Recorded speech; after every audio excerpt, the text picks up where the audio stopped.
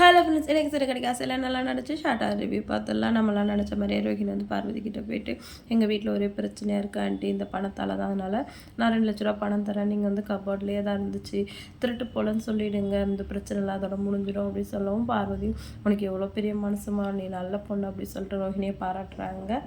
அடுத்த சைடில் அண்ணாமலை சார் வந்து நான் வேலைக்கு போகிறேன் அப்படின்னு சொல்லிட்டு இருக்காரு. முத்து வந்து போகக்கூடாது அப்படின்னு சொல்லிட்டு இருக்கோம். அந்த டைம் பார்த்து ரோஹிணி வராங்க.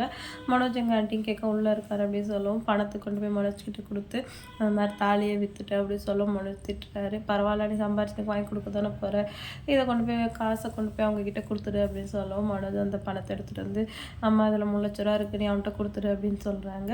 அண்ணாமலை சார் நீ வாங்கிக்கோடா அப்படின்னு சொல்லி பணத்தை வாங்கிக்கிறாரு. விஜய் வந்துட்டு இனிமேல் என்னால் தான் யார் நஷ்டப்பட்டாங்கலாம் சொல்லிட்டு இருக்கக்கூடாது அப்படின்னு சொல்கிறாங்க.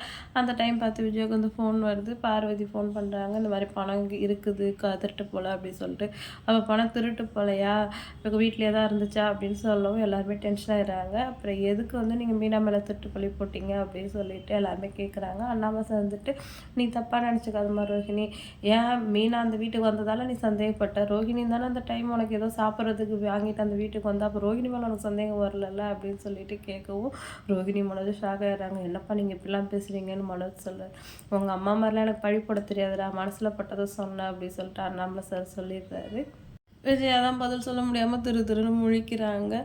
மீனா வந்து அப்பா இல்லாத பொண்ணு தான், அதுக்காக அவளுக்கு யாருமே இல்லைன்னு நினைக்காத, அப்பா ஸ்தானத்தில் நான் இருக்கேன், அவளுக்கு எதுனா நான் கேட்பேன் அப்படின்னு சொன்னோடனே மீனா வந்து அண்ணாமலை சார் காலில் விழுந்து அழறாங்க. சும்மா எதுக்கு எடுத்தாலும் அழாதம்மா அப்படின்னு சொல்லிட்டு அண்ணாமலை சார் சொல்கிறாரு.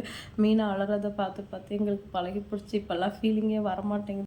அடுத்த சீனில் முத்து மீனா இருக்கிற காசு வச்சு கார் மேலே வாங்கின பணத்தெல்லாம் கொடுத்தாச்சு. இந்த மீதி காசை வீட்டில் கொடுத்து நகை திருப்ப சொல்லுன்னு முத்து சொல்கிறாரு. எதுக்குங்க, நீங்கள் கார் டியூ கட்டுங்க, எப்படியும் வட்டி கட்டி தானே வாங்க போகிறோம் அப்படின்னு சொல்லிட்டு மீனா சொல்கிறாங்க. அதெல்லாம் சரியாக வராது, மாமியார் வீட்டில் வந்து ₹10 வாங்கினோம்னால அதை நமக்கு உறுத்திக்கிட்டே இருக்கும், நீ இதை கொடுத்துடு, சீதாவுக்கும் அலைன்ஸ்லாம் வந்துட்டுருக்குல்ல, அப்போ கையில் நகை இருக்கணும்னு முத்து சொல்கிறாரு.